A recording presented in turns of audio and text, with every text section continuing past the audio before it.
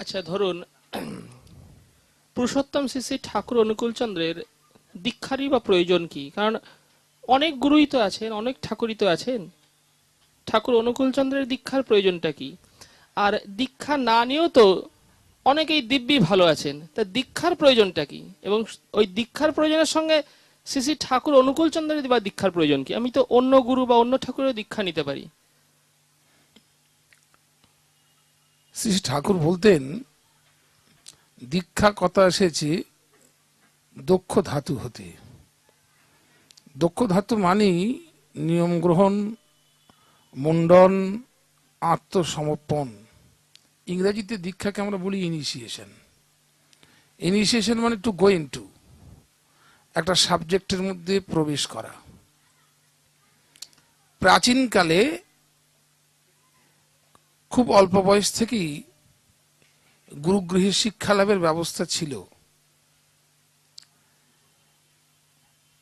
সেটা গুরু দীক্ষার সঙ্গে সঙ্গেই গুরুর আশ্রমে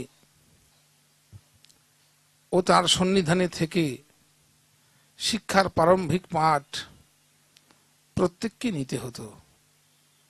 আর্য ঋষির শিক্ষা ব্যবস্থায় এমনতরই অনুশাসন। তাই দীক্ষার রকমটা নানা প্রাতিষ্ঠানিক এবং সাধনার মধ্যে থাকলেও শ্রী শ্রী ঠাকুরের দীক্ষার একটা বিশেষ তাৎপর্য আছে। কারণ দীক্ষার মধ্য দিয়েই আমাদের আধ্যাত্মিক জগতে প্রবেশ লাভের সুযোগ এবং সৌভাগ্যটি হয়। তাই দীক্ষার সঙ্গে সঙ্গে দীক্ষার যে অনুশাসন, সে অনুশাসন একটা গুরুত্বপূর্ণ তাৎপর্য বহন করে। যে দীক্ষা তার অনুশাসনে যত বেশি সমৃদ্ধ, সে দীক্ষা মানব জীবনে তত বেশি কার্যকরী। মানব বিবর্তনের যে পর্যায়ে আজকে মানুষ এসে পৌঁছেছে, এখন মানুষের সমস্যা, মানুষের যন্ত্রণা, কষ্ট, সর্বোপরি তার জীবনের উচ্ছলতা, আনন্দ, তার রকম ফের বদলে গেছে। এই যে মানুষের জীবনের একটা সামগ্রিক পরিবর্তন, টোটালিটি চেঞ্জ, এর মধ্য দিয়ে মানুষের দীক্ষার পরিপোষণ একটা গুরুত্বপূর্ণ ব্যাপার। শ্রী শ্রী ঠাকুর অনুকূলচন্দ্রের দীক্ষার সঙ্গে সঙ্গে দেয়া হয় সৎ মন্ত্র। এই সৎ মন্ত্র আমরা সাধনার একটা উচ্চ স্তরে, সর্বশ্রেষ্ঠ স্তরে বীজ মন্ত্র শ্রী শ্রী ঠাকুর বলতেন। সাধনাতে আমরা দুটো জিনিস খুব গুরুত্বপূর্ণ, একটা হচ্ছে নাম এবং ধ্যান। শ্রী শ্রী ঠাকুর প্রদত্ত সৎ মন্ত্র বা সৎ নাম সাধনার জগতে অষ্টাদশ স্তরের প্রতীক। একটু কথা বলে রাখা ভালো, আধ্যাত্মিক ঋষিরা এই দেহটাকে তিন ভাগে ভাগ করেছে। একটা হচ্ছে ফিজিক্যাল ডিভিশন, আমরা বলি পিণ্ডদেশ। একটা হচ্ছে মেন্টাল ডিভিশন, আমরা বলি ব্রহ্মাণ্ড দেশ। একটা হচ্ছে স্পিরিচুয়াল ডিভিশন, তাকে বলা হয় দয়াল দেশ। মস্তিষ্ককে আমরা ব্রেন সেন্টার বলি। এই ব্রেন সেন্টার হতে যত স্নায়ুমণ্ডলী, নার্ভ ফাইবার্স গুলো স্পাইনাল কর্ডের মধ্য দিয়ে বিভিন্ন জায়গায় শরীরে ছড়িয়ে পড়েছে। যে যে জায়গা দিয়ে ছড়িয়েছে তাকে আমরা নার্ভ প্লেক্সাস উইথ গ্যাংলিয়ন বলি। যোগশাস্ত্রের ভাষায় বলি চক্র, তন্ত্রশাস্ত্রের ভাষায় বলি পদ্ম। সন্ত বা যারা পশ্চিম দেশীয় সাধকগণ তারা বলেন লোক বা ভূমি। এরকম বিভিন্ন ভাবে, আর চিকিৎসা ভাষায় পরিভাষায় বলতে গেলে এটা বলতে হয় নার্ভ প্লেক্সাস উইথ গ্যাংলিয়ন।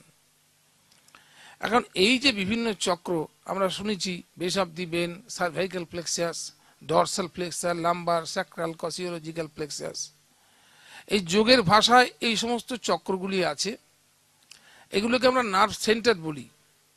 তা যাক, এই এক একটি স্তর এক একটি মন্ত্রকে সূচিত করে। যেমন শিবের মন্ত্র ওং নম শিবায় বলি, ওং হচ্ছে বীজ মন্ত্র। সবসময় মনে রাখতে হবে, বীজ মন্ত্র হচ্ছে একটা formulated clue meditating on which লিস্ট to the unfoldment of cause, অর্থাৎ একটা ফর্মুলা মন্ত্র। তেমন শ্রীরামচন্দ্রের মন্ত্র আমরা দেখি রাম রং বীজ মন্ত্র, অষ্টম স্তরের বীজ মন্ত্র আমরা বলি সাধন জগতে। শ্রীকৃষ্ণেরও বীজ মন্ত্র আছে, তাও চতুর্থ স্তরের বীজ মন্ত্র। শ্রী শ্রী ঠাকুর প্রদত্ত যে বীজ মন্ত্র সৎনাম, এটা অষ্টাদশ স্তরের বীজ মন্ত্র, অর্থাৎ এটা হাইয়েস্ট ডিগ্রি অফ ভাইব্রেশনকে রিপ্রেজেন্ট করে। তাহলে মানুষের যে ফাইনাল ব্রেন সেলের যে স্টিমুলেশন আনতে গেলে যত হাইয়েস্ট ডিগ্রি অফ ভাইব্রেশন আমার ভেতরে রিপিট করা যাবে, তত মানুষের ব্রেন সেলগুলো ফাইনাল এবং মোর সেন্সিটিভ হবে, এবং তার মধ্য দিয়ে আমরা জগৎকে তত বেশি কিনলি ফিল করতে পারবো, অনুভব করতে পারবো। আর যত বেশি অনুভব করে দেবে, তত জগতের পরে আমাদের আধিপত্য আসবে, আমাদের অ্যাচিভড গ্লো অফ ক্যারেক্টার বেড়ে যাবে। সুতরাং শ্রী শ্রী ঠাকুরের প্রদত্ত সৎ মন্ত্র যেমন তাৎপর্যপূর্ণ, আবার ধ্যান করতে গেলেও আমরা দেখেছি ধ্যেয়র প্রয়োজন। ধ্যেয়র মধ্যে যদি কোনো ইমপারফেকশন থাকে, যা ধ্যান করছি, কারণ ধ্যান মানেই হচ্ছে ধৈধাতু, মানে চিন্তন ও মনন।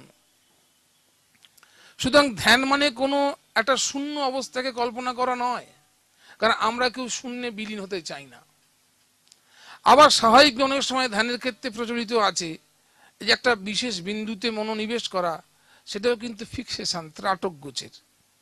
তাতে কিন্তু মাথার মধ্যে একটা জড়ত্ব সেট আপ করে যায়, হায়ার ব্রেন সেলস স্টিমুলেটেড হয় না।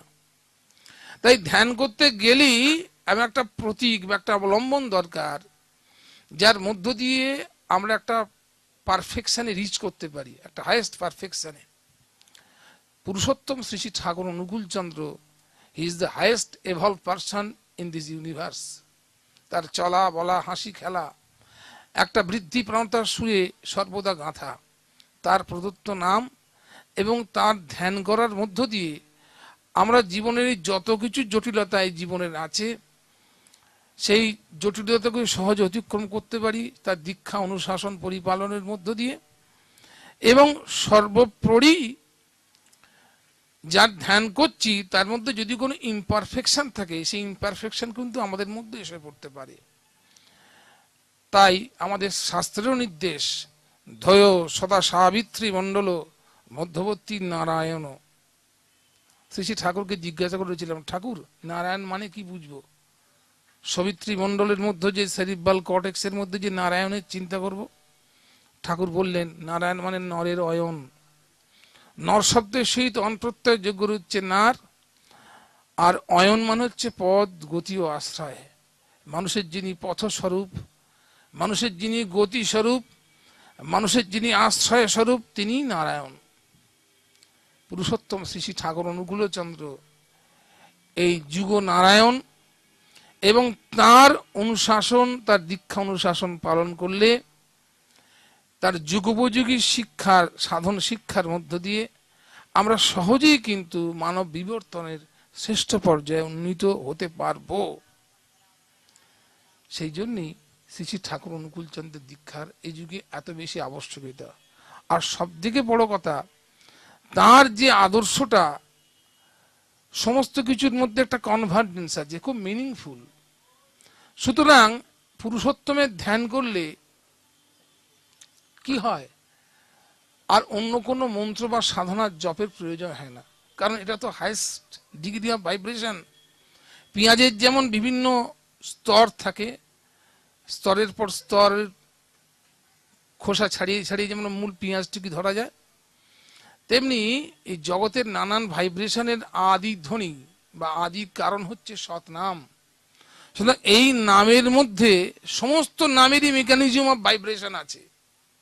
তাই এই নাম জপ করলে সমস্ত সাধনাই পরিপূরিত হতে পারে। এইটাই শ্রী শ্রী ঠাকুর অনুকূলচন্দ্রের দীক্ষা এবং সাধনার বিশেষত্ব।